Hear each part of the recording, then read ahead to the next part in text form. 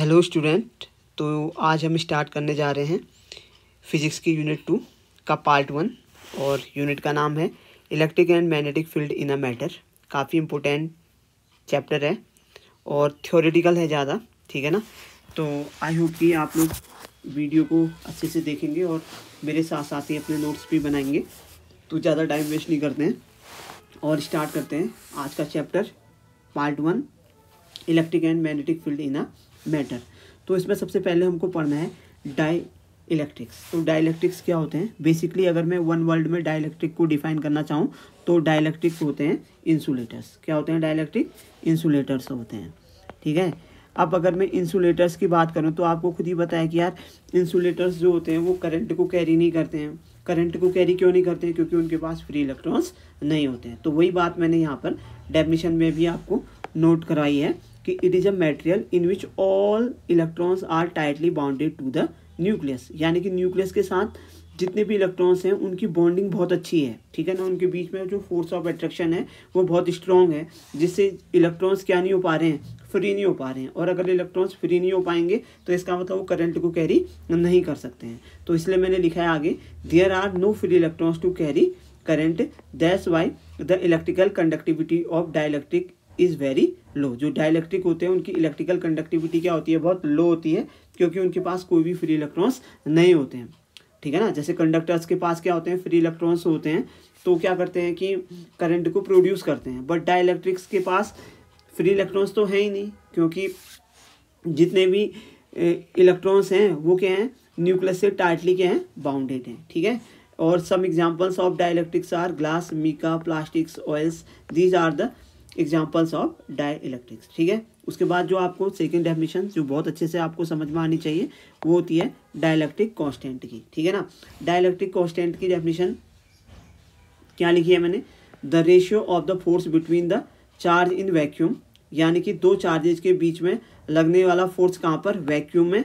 और उन्हीं दो चार्जेज के बीच में लगने वाला फोर्स कहाँ पर? मीडियम में। उन दोनों का अगर मैं रेशियो निकालूं तो उसको हम क्या कहते हैं? डाइलेक्ट्रिक कांस्टेंट कहते हैं, ठीक है ना। जैसे यहाँ पर मैंने K equal to F naught upon क्या लिखा है? FM लिखा है। चलिए मैं आपको एक बात समझाने की इसको कोशिश करता हूँ कि क्या चीज़ ये होती है। जैसे मैंने लिखा है कि K equal to F naught upon FM को हम क्या कहते हैं?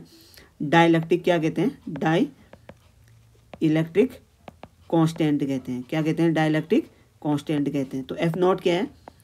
Force between the charges in vacuum to force between the charges in a medium. तो तुम खुद ही सोचो, अगर दो चार्जेज हैं मेरे पास Q1 और Q2, ठीक है। अगर मेरे पास दो चार्जेज हैं Q1 और Q2, मैं इसको अच्छे से ही बता ही देता हूँ आपको, ठीक है। Q1 और Q2 दो चार्जेज हैं और अगर मान लो इनके बीच की डिस्टेंस क्या है? R है, ठीक है ना। और ऐसे ही मैं इस तरीके से और एक डायग्राम और बनाता हूँ यहाँ पे, ठीक है। क्या कहा मैंने? Q1 और Q2 दो चार्जेज हैं, उनके बीच की डिस्टेंस क्या है? R है। मान लो सबसे पहले अगर इनको हम कहाँ पे रखते हैं? वैक्यूम पे रखते हैं या कहाँ पे रखते हैं? फ्री स्पेस पे रखते हैं। तो फ्री स्पेस पे रखते हैं और तो इसका मतलब दोनों पे लगने वाला जो फोर्स होगा वो कितना होगा? ये तो आप लोगों ने पढ़ा है क्लास 12th में, epsilon not 1/4 pi epsilon naught Q1 Q2 upon R² होगा। और अगर मैं किसी मीडियम में रख दूं तो फिर एप्सिलॉन नॉट की जगह हम क्या लिखते हैं? खाली एप्सिलॉन लिखते हैं, ठीक है ना। और Q1 Q2 अपॉन R²। चाहो तो एप्सिलॉन M भी लिख सकते हैं आप, और चाहो तो खाली क्या लिख सकते हैं आप? एप्सिलॉन भी लिख सकते हैं, ठीक है। तो देखिए अब डाइलेक्ट्रिक कांस्टेंट क्या होता है? इन दोनों फोर्सेस का क्या रेशियो होता है, ठीक है ना। अगर मैं क्या करूँ, दोनों को डिवाइड कर लूँ तो कितना आ जाएगा? F naught upon FM equal to कितना आ जाएगा? 1/4 pi epsilon naught Q1 Q2 upon R²। Divide का क्या बन जाएगा? मल्टीप्लाई। तो 4 पाई एप्सिलॉन और इसके साथ आ जाएगा R² अपॉन कितना? Q1 Q2। तो कुछ वैल्यूज़ यहाँ पर क्या हो जा रही हैं? कैंसिल हो जा रही हैं, आप लोग देख रहे होंगे। तो F naught upon FM that is equal to कितना आ जाएगा हमारे पास? Epsilon upon epsilon naught. तो इसी को क्या कहा जाता है? डाइलेक्ट्रिक कांस्टेंट कहा जाता है। तो ये दो फॉर्मूले डाइलेक्ट्रिक कांस्टेंट के मैंने आपको यहाँ पर समझाए हैं। तो वही चीज़ मैंने यहाँ पर लिखी हुई है ठीक है ना। तो आई होप कि अब आप लोगों के समझ में आ गया होगा कि डाइलेक्ट्रिक कांस्टेंट के equal to F naught upon क्या होता है, एफ एम। एफ नॉट क्या है, that is the force between the two charges in the free space, upon F M क्या है, the force between the two charges in a medium, ठीक है। और उन्हीं, या फिर हम क्या कह सकते हैं कि अभी अभी मैंने आपको यहाँ पर प्रूव करके भी दिखाया कि के को हम एप्सिलॉन अपॉन एप्सिलॉन नॉट भी कहते हैं। तो वही चीज़ मैंने इसकी सेकंड डेफिनेशन भी लिख दी है, the ratio of permittivity in medium with permittivity in vacuum, ठीक है ना। यानी कि एप्सिलॉन क्या है, परमिटिविटी इन मीडियम, और एप्सिलॉन नॉट क्या है, परमिटिविटी इन वैक्यूम। तो इसके रेशियो को भी क्या कहा जाता है, परमिटिविटी का अगर मैं रेशियो निकालूं, ठीक है ना, मीडियम टू क्या फ्री स्पेस, तो उसको हम क्या कहते हैं, डाइलेक्ट्रिक कांस्टेंट भी कहते हैं। लेकिन अगर हमारे पास कैपेसिटर है तो कैपेसिटर के लिए हम क्या लिखते हैं, सी अपॉन सी नॉट लिखते हैं। तो ये सी क्या है, अब आप लोगों के समझ में आ गया होगा, कैपेसिटेंस इन कहाँ पर, मीडियम, कोई भी मीडियम हो सकता है, एयर और वैक्यूम के अलावा। और ये क्या है, capacitance in free space, free space. ये कैपेसिटर वाले चैप्टर में आप लोगों के टीचर्स ने आप लोगों को पढ़ाया होगा। तो आई होप कि डाइलेक्ट्रिक कांस्टेंट के बारे में भी आपको समझ में आ गया होगा, ठीक है। अब दूसरा हम पढ़ने जा रहे हैं polar and non polar molecules.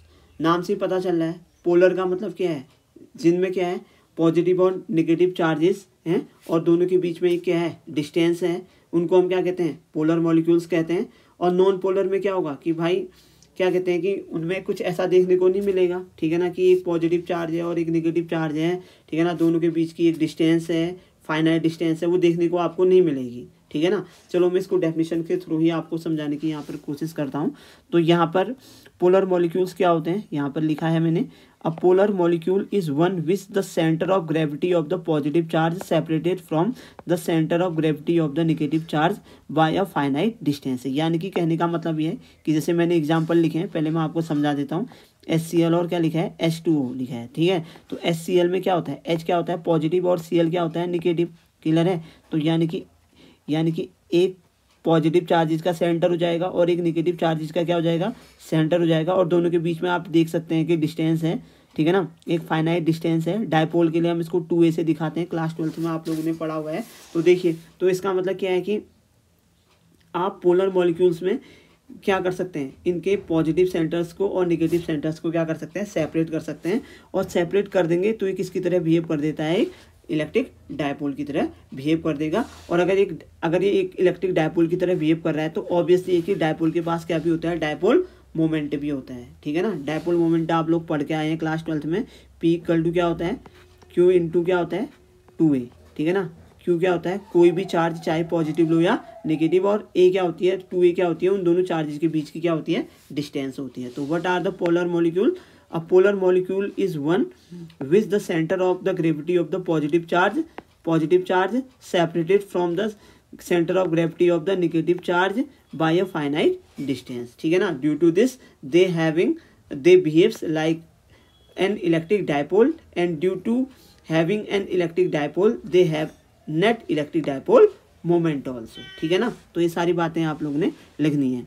अब नॉन पोलर मॉलिक्यूल्स क्या होगा, तो ये लिखा है, अब आप समझ गए होंगे, जस्ट उसका अपोजिट, the molecules in which the centre of positive and negative charges are coincide, यानी कि एक दूसरे के ऊपर होता है, ठीक है ना, इसलिए उनको आप क्या नहीं कर पा रहे हैं, सेपरेट नहीं कर पा रहे हैं।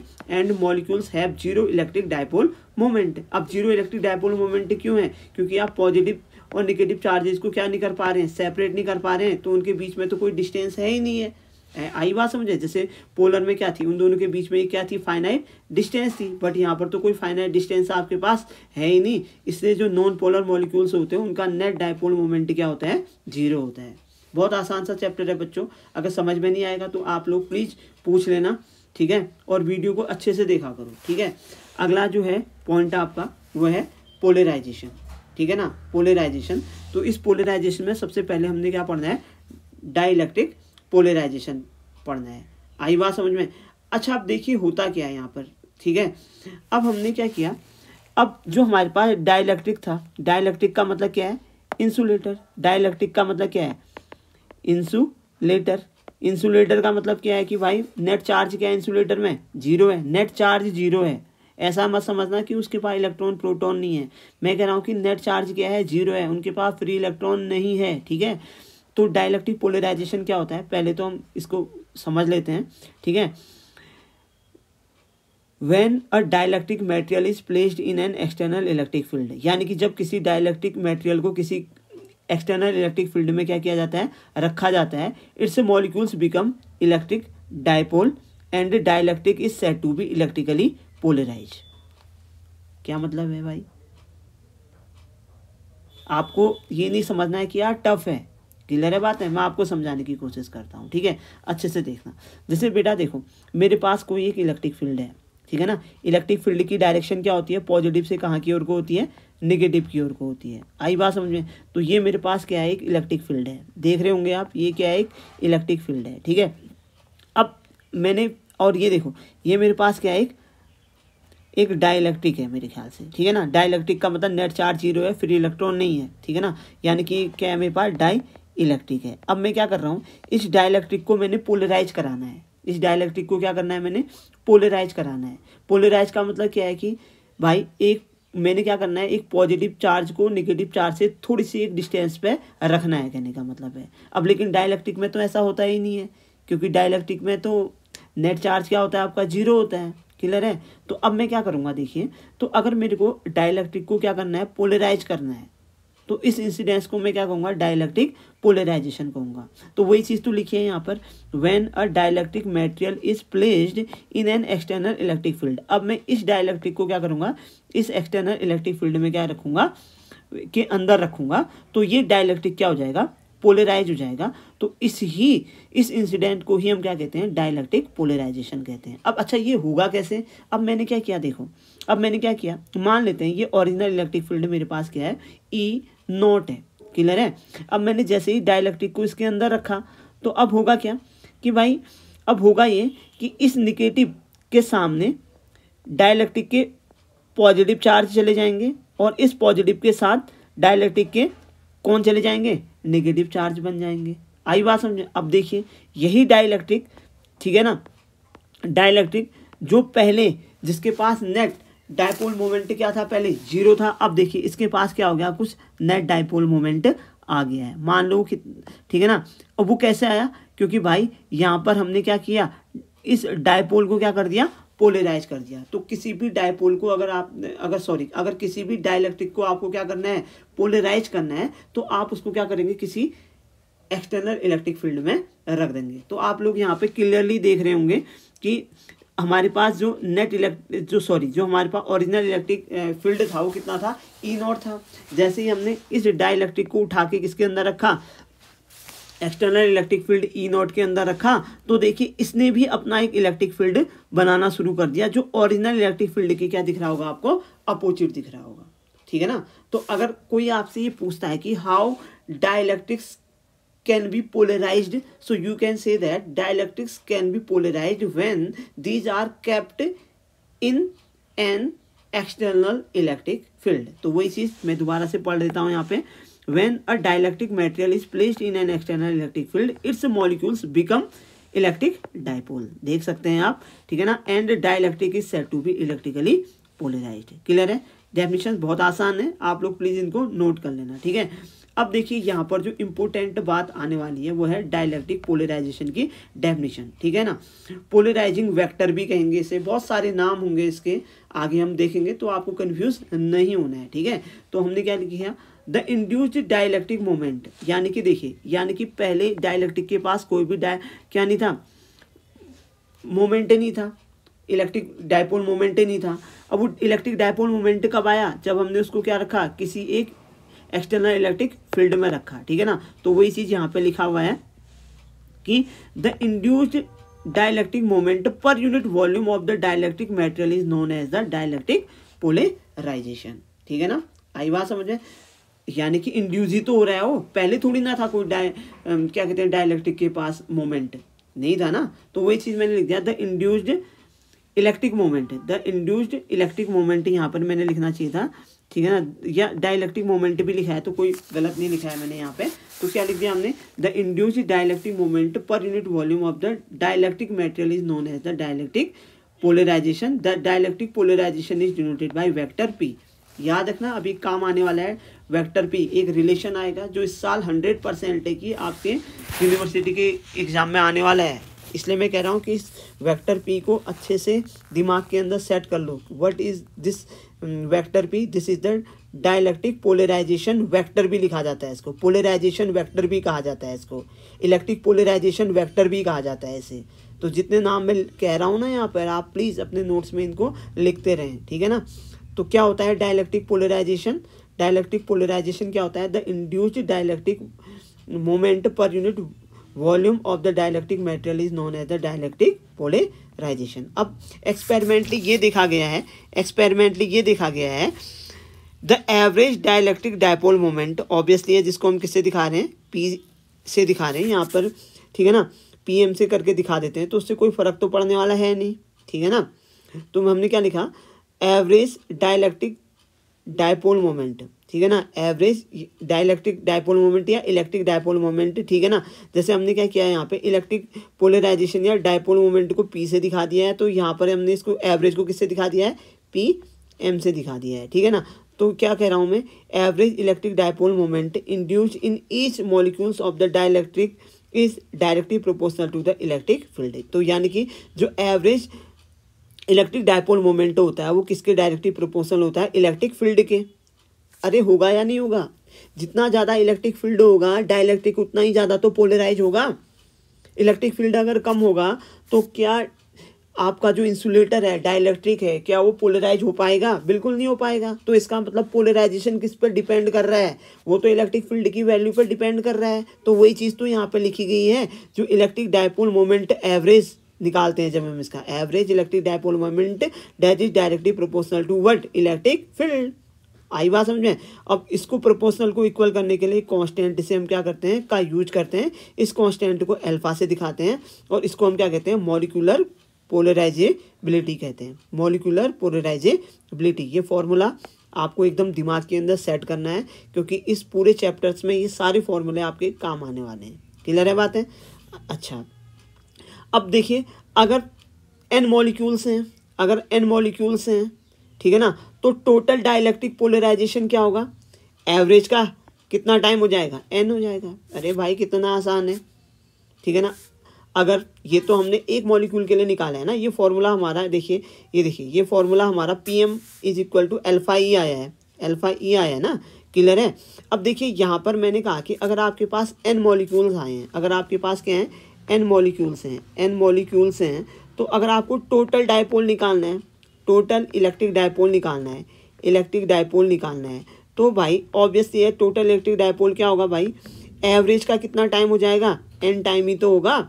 तो बस इसका मतलब हम क्या करेंगे, PM की जगह कितना रख देंगे, अल्फा क्या आ जाएगा, E। तो भाई कितना आसान है, वही चीज़ तो मैंने आगे लिखी भी है। देखिए, if there are n molecules then total electric polarisation, इसको हम क्या भी कह सकते हैं, टोटल डायपोल मोमेंट भी कह सकते हैं और इलेक्ट्रिक पोलराइजेबिलिटी भी कहते हैं। क्लियर है बातें? थोड़े से कंफ्यूजिंग वर्ड्स हैं कि बहुत सारे नाम हैं, तो कंफ्यूज नहीं होना है। तो टोटल क्या हो जाएगा, एवरेज का कितना हो जाएगा, n टाइम, और एवरेज तो अभी हमने निकाला है, कितना होता है, n PM होता है। क्लियर है? और PM की वैल्यू कितनी होती है, अल्फा ई, जस्ट पिछले पेज में करवाया है मैंने। तो P इक्वल टू कितना हो जाएगा यहाँ पे, n अल्फा ई वेक्टर हो जाएगा। आई बात समझ में? क्लियर है? और आपको ये बात भी पता है, क्लास 12th में आपको पता है, और मैंने अभी आपको भी बताया है कि जो इंड्यूस्ड डायपोल मोमेंट क्या होता है, वो होता है Q डैश इंटू 2a होता है ना। डायपोल मोमेंट क्या होता है, आइदर चार्ज इंटू, अगर मान लो आपके पास क्या है, एक प्लस Q डैश चार्ज है और यहाँ पर क्या है, माइनस Q डैश चार्ज है, और उनके बीच की डिस्टेंस क्या है आपके पास 2a है, तो इंड्यूस्ड डायपोल मोमेंट क्या होता है, Q डैश इंटू क्या होता है, 2a होता है। तो अगर मान लो मैंने क्या निकालना है, ये इंड्यूस्ड डायपोल मोमेंट पर यूनिट वॉल्यूम निकालना है, तो ऑब्वियसली है मैं इस वैल्यू को किससे डिवाइड कर दूंगा, वॉल्यूम से डिवाइड कर दूंगा। अब देखिए बेटा, मैं वॉल्यूम को क्या लिख सकता हूँ, एरिया इंटू क्या लिख सकता हूँ, लेंथ लिख सकता हूँ। अब एरिया मैंने A ले लिया और लेंथ मैं कितना ले रहा हूँ, 2a ले रहा हूँ, ठीक है। तो इसलिए मैंने V को क्या लिख दिया, A इंटू 2a, यहाँ 2a और 2a कैंसिल हो गया, तो P पी यहाँ पर क्या है बेटा, इंड्यूस डायपोल मोमेंट पर यूनिट क्या है, वॉल्यूम है, that is equal to Q dash upon A. और बेटा आपको पता है कि Q upon A, charge upon area, charge upon area क्या होता है, चार्ज अपॉन एरिया क्या होता है, वो होता है सरफेस चार्ज डेंसिटी। उसको हम क्या कहते हैं, चार्ज डेंसिटी। कौन सी charge density, surface charge density कहते हैं। ठीक है ना, आई बात समझ में। तो ये चीज़ मैंने लिख दिया, तो इसका मतलब पी इक्वल टू क्या आ गया, सिग्मा डैश। तो काफ़ी इंपॉर्टेंट क्वेश्चन यहाँ से निकल के आता है कि प्रूव दैट, मैं यहाँ पे लिख भी देता हूँ, prove that induced dipole moment, prove that induced dipole moment is numerically equal to surface charge density। 7.5 marks में ये क्वेश्चन कभी कभी पूछा भी जाता है। क्लियर है बात है। तो आई होप कि आप लोगों के समझ में चैप्टर आ रहा होगा। अगर नहीं आ रहा होगा तो बता देना, ठीक है ना, फिर मैं देखूंगा कि किस तरीके से आपको समझाया जा सकता है। ठीक है ना, क्योंकि हमारे पास टाइम बहुत कम है और हमें कुछ यूनिट्स और इम्पोर्टेंट क्वेश्चंस करने हैं, तो इसलिए मैं थोड़ा सा स्पीड में यहाँ पर पढ़ा रहा हूँ आप लोगों को, बट कोशिश कर रहा हूँ कि आप लोगों के समझ में आए। ठीक है, तो अगला इंपॉर्टेंट टॉपिक है electric field of A charge conductor of irregular shape. यानी कि आप यहाँ पर देख रहे होंगे कि हमारे पास एक इरेगुलर शेप है, ठीक है ना, जिसकी यहाँ पर जो आपकी charge density, surface charge density मान लेते हैं कितना है, सिग्मा है। आई बात समझ में। तो वही चीज़ मैंने लिखा है, let us consider a charge conductor और इरेगुलर शेप। ठीक है ना, let sigma be the surface charge density at any point of its surface. यहाँ पर मैंने इसके सरफेस पे जो सरफेस चार्ज डेंसिटी ली है वो कितनी ली है, सिग्मा ली है। ठीक है ना, अब ये आपको पता ही है ना, sigma equal to Q upon क्या होता है, ए होता है। ये चीज़ याद रखना, क्यू डैश अपॉन ए या Q upon A, whatever you want to write. ठीक है, अब देखिए इलेक्ट्रिक फ्लक्स की डेफिनेशन आप सभी को आती होगी। अब देखिए इस सरफेस से कितना फ्लक्स पास होगा, phi equal to E A. Clear है, ई डॉट ए होता है। क्लियर है, आई बात समझ में। और यहाँ पर हमने क्या लिखा, और गॉस लॉ भी मैंने आपको पढ़ाया है, क्यू इक्वल टू क्या होता है, क्यू अपॉन एप्सिलॉन नॉट। अरे भाई ये चीज़ें तो आप लोगों को आती होंगी, ठीक है ना, और मैंने भी आपको पढ़ा रखा है पहले भी, इलेक्ट्रिक फ्लक्स और गॉस लॉ, ये दोनों चीज़ लगाई। अब देखिए लेफ्ट हैंड साइड ए और बी दोनों इक्वेशन के सेम है, तो राइट हैंड साइड भी दोनों के क्या हो जाएंगे, इक्वल हो जाएंगे। तो यहाँ पर मैं क्या लिख दूंगा, Q upon epsilon naught equal to E A. और यहाँ से देखिए, अब देखो, अब क्योंकि सिग्मा की वैल्यू क्या होती है, क्यू अपॉन क्या होती है, ए, तो क्यू की जगह मैं क्या लिख सकता हूँ, सिग्मा इंटू ए। तो यहाँ पर मैंने क्यू की जगह कितना लिख दिया, सिग्मा अपॉन ए, और ए कैंसिल हो गया, तो ए इक्वल टू क्या हो गया, सिग्मा अपॉन एप्सिलॉन नॉट हो गया। That is also very important. ठीक है ना, और टॉपिक का नाम क्या है देख लीजिए आप, electric field of A charge conductor of irregular shape. Clear है, आई बात समझ में। तो अब देखिए यहाँ पर मोस्ट इम्पोर्टेंट टॉपिक हम पढ़ने जा रहे हैं, क्योंकि इसका यूज़ आगे आने वाले चैप्टर्स में ज़रूर होगा, जिसका नाम है इलेक्ट्रिकल ससेप्टिबिलिटी। इलेक्ट्रिकल ससेप्टिबिलिटी जिसको हम किससे दिखाते हैं, काई। इसको हम क्या, ये जो सिंबल मैंने यहाँ पर बनाया है इसको हम क्या कहते हैं, काई कहते हैं। और लिखते कैसे हैं इसको, CHI, चाई मत कहना, इसको काई है बेटा ये। ठीक है ना, आई बात समझ में। तो इलेक्ट्रिकल ससेप्टिबिलिटी क्या होती है, अब मैंने देखा कि अगर देखिए इलेक्ट्रिकल ससेप्टिबिलिटी क्या होती है, जो हमारे पास पोलराइजेशन होता है। ठीक है ना, पोलराइजेशन मैंने फिर से कह दिया है कि इसके 3-4 नाम मैंने आपको बताए हैं, यहाँ पर मैंने पोलराइजेशन लिखा है। तो polarisation is directly proportional to electric field. अरे होगा या नहीं होगा, अरे बिल्कुल होगा। अगर किसी डाइलेक्ट्रिक को आप किसी इलेक्ट्रिक फील्ड के अंदर डालेंगे तो वो पोलराइज होता है, नहीं होता है, बिल्कुल होता है। तो पोलराइजेशन किस पर डिपेंड करता है, इलेक्ट्रिक फील्ड पे। बट यहाँ पर इलेक्ट्रिकल ससेप्टिबिलिटी के लिए हम क्या लेके चलते हैं, एक एज्यूम्शन हमको यहाँ पर लेके चलते हैं। ठीक है ना, और ये देखा भी गया है क्या, if value of E is very very small then polarisation is directly proportional to the electric field existing in the dielectric. भाई हमने लिख दिया कि यानी कि पोलराइजेशन का मतलब P is directly proportional to E, और यानी कि इसको इक्वल करने के लिए कांस्टेंट से हम यहाँ पर मल्टीप्लाई करेंगे, और उस कांस्टेंट का नाम क्या है बेटा, काई ई है। और इस काई ई को ही क्या कहा जाता है, इलेक्ट्रिकल ससेप्टिबिलिटी। और यहाँ से हम काई ई की वैल्यू क्या निकाल देंगे, P अपॉन ए निकाल देंगे। इंपॉर्टेंट है, बहुत इंपॉर्टेंट है, ठीक है ना। जैसे हम यहाँ पर इलेक्ट्रिकल ससेप्टिबिलिटी पढ़ रहे हैं, कल के टॉपिक में हम फिर मैग्नेटिक ससेप्टिबिलिटी को स्टडी करेंगे, इसलिए ये काफ़ी इंपॉर्टेंट है। जैसे हमने यहाँ पे इलेक्ट्रिकल ससेप्टिबिलिटी को काई से दिखाया है, ऐसे मैग्नेटिक ससेप्टिबिलिटी को हम काई बी से दिखाएंगे कल को, ठीक है ना। इसलिए ये काफ़ी इंपॉर्टेंट है, क्लियर है। तो chi E equal to P upon क्या होता है, ई होता है, जहाँ पे पी क्या है, पोलराइजेशन वेक्टर है, और ई क्या है, इलेक्ट्रिक फील्ड वेक्टर है, क्लियर है। अब देखते हैं जो आज का सबसे इम्पोर्टेंट टॉपिक है, that is the most important topic, जिसके 90% चांस हैं आपके एग्जाम में पूछा जाएगा जो, ठीक है ना। यह है effect of electric field on dielectric. अरे भाई, आज इनिशियली से मैं आपको समझाते जा रहा हूँ कि इलेक्ट्रिक फील्ड, ठीक है ना, का डाइलेक्ट्रिक पे क्या असर पड़ता है। डाइलेक्ट्रिक क्या है, इंसुलेटर है, नेट चार्ज क्या है, जीरो है। अगर मैं उसे किसी एक्सटर्नल इलेक्ट्रिक फील्ड में रखूंगा तो क्या हो जाएगा, डाइलेक्ट्रिक क्या हो जाता है, पोलराइज हो जाता है। वही चीज़ हमको यहाँ पर लिखनी है भाई। क्या लिखा है मैंने, when dielectric is placed inside the electric field then a charge is induced on it. बिल्कुल देख सकते हैं आप, आई बात समझ में। Due to induced charge there will also produced electric field inside the dielectric which is opposite to the original electric field. देख सकते हैं आपके सामने एक इलेक्ट्रिक फील्ड है, ओरिजिनल इलेक्ट्रिक फील्ड जो ई नॉट है, ये क्या है, ओरिजिनल है, ओरिजिनल इलेक्ट्रिक फील्ड है। अब इस ओरिजिनल इलेक्ट्रिक फील्ड के अंदर मैंने किसको रख दिया है बेटा, एक इंसुलेटर को रख दिया है, एक डाइलेक्ट्रिक को रख दिया है। तो निगेटिव के सामने डाइलेक्ट्रिक के पॉजिटिव चार्ज आ जाएंगे, और पॉजिटिव के सामने डाइलेक्ट्रिक के क्या आ जाएंगे, नेगेटिव चार्ज। और देखिए इलेक्ट्रिक फील्ड की डायरेक्शन कहाँ आती है, पॉजिटिव से नेगेटिव। देखिए ओरिजिनल की जो इलेक्ट्रिक फील्ड है, ठीक है ना, और पोलराइजेशन की जो इलेक्ट्रिक फील्ड है वो एक दूसरे की क्या होती है, अपोजिट हो जाती है, ठीक है ना। तो इसका मतलब जो नेट इलेक्ट्रिक फील्ड बनेगा वो क्या बनेगा आपका, ओरिजिनल माइनस इंड्यूस्ड।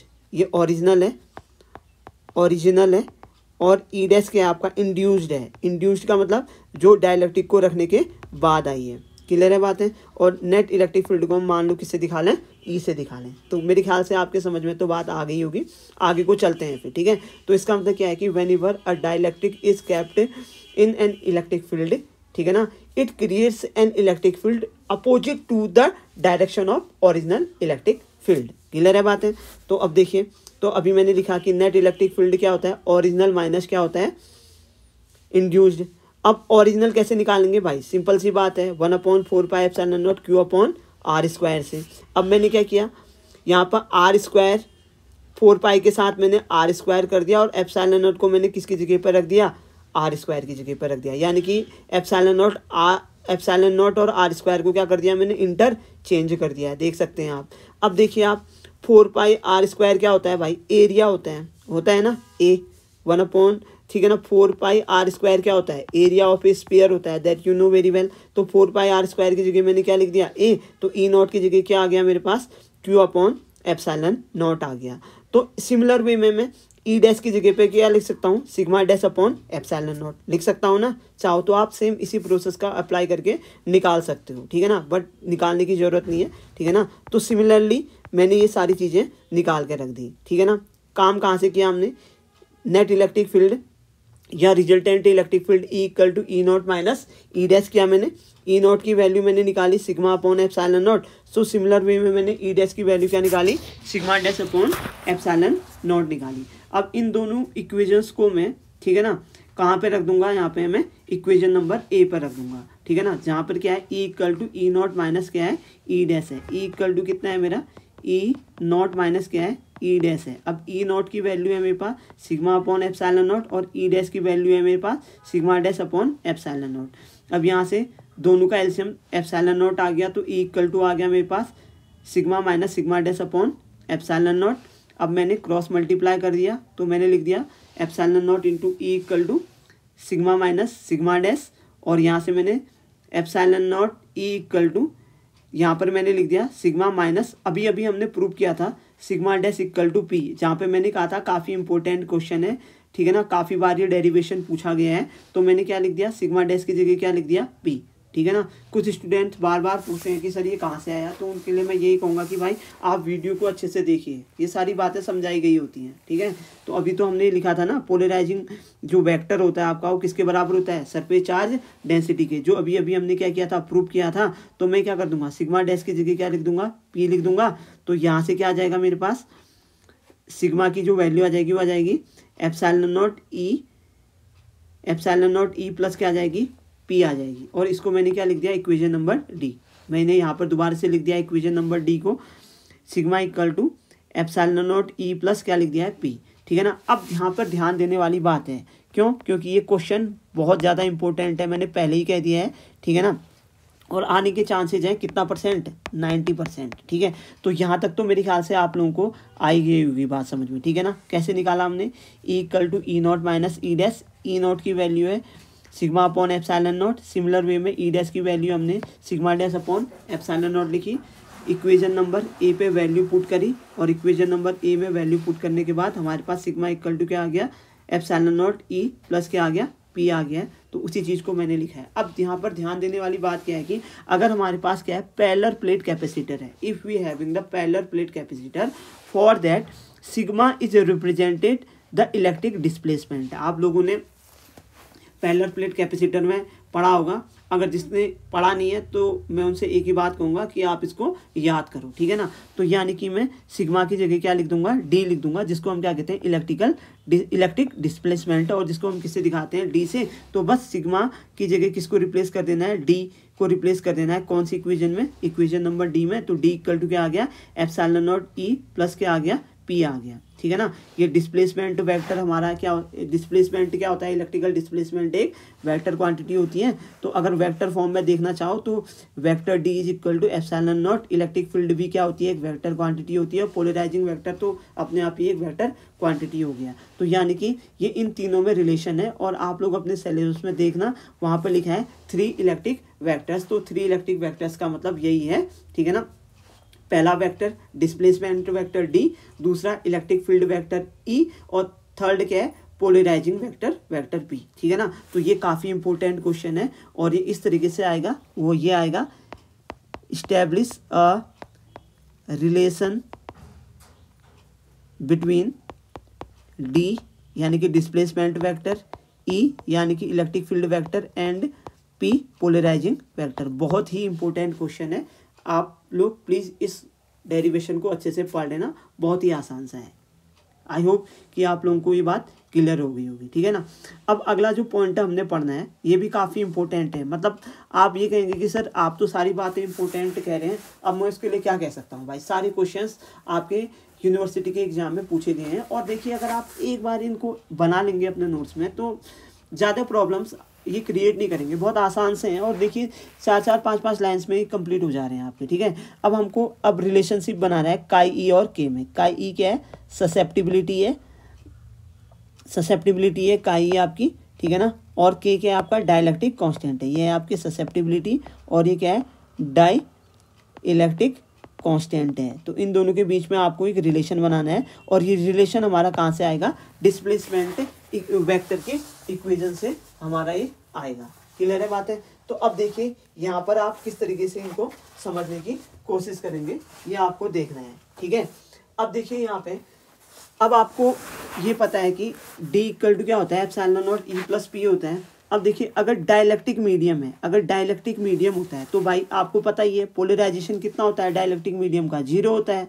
आई बात समझ में। तो यानी कि D इक्वल टू, क्योंकि हम मीडियम की बात कर रहे हैं तो एप्सिलॉन नॉट की जगह क्या रखेंगे, हम एप्सिलॉन रखेंगे, और E तो ठीक है, और P की जगह क्या आ जाएगा आपका 0, तो D की वैल्यू क्या आ जाएगी, एप्सिलॉन E आ जाएगी, ठीक है ना। अब इस वैल्यू को D की हम कहाँ रख देंगे, इक्वेशन नंबर ए पे पुट कर देंगे। इक्वेशन नंबर ए पे जब हम पुट कर देंगे तो डी की जगह तो आ गया एप्सिलॉन ई, और एप्सिलॉन नॉट ई तो है ही है, और पी की वैल्यू अभी अभी हमने पढ़ी है थोड़ी देर पहले। मैंने आपको ससेप्टिबिलिटी की डेफिनेशन में बताया था कि ससेप्टिबिलिटी पी इक्वल काई ई इक्वल टू क्या होता है, पी अपॉन ई। तो यहाँ से मैं पी की वैल्यू कितने निकाल सकता हूँ, ई इंटू काई ई लिख सकता हूँ। तो ये मैंने लिख दिया। अब हर जगह से ई कॉमन आया तो मैंने उसको क्या कर दिया, कैंसिल आउट कर दिया। तो यहाँ से क्या आ गया, E equal to epsilon naught plus chi E आ गया। क्लियर है। अब मैंने क्या किया, यहाँ से किसको कॉमन ले लिया, काई ई को कॉमन ले लिया तो फर्स्ट टर्म क्या आ जाएगा 1 और काई ई अपॉन क्या आ जाएगा एप्सिलॉन नॉट आ जाएगा।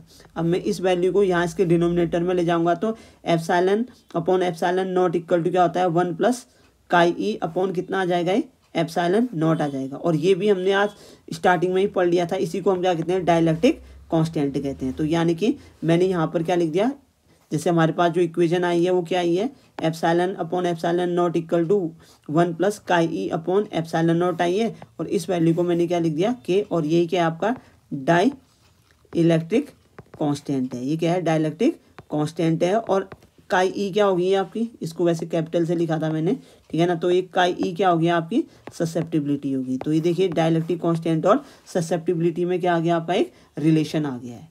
क्लियर है बातें। तो ये तो था आपका पार्ट 1। अब दो पार्ट और आएंगे आपके यहाँ पे, पार्ट 2 और पार्ट 3। तो उन दोनों पार्ट में ये चैप्टर आपका क्या हो जाएगा कंप्लीट हो जाएगा। तो आई होप कि आप लोगों को वीडियो समझ में आया होगा। तो आज के लिए तो बस इतना ही है। Thank you so much and have a nice day.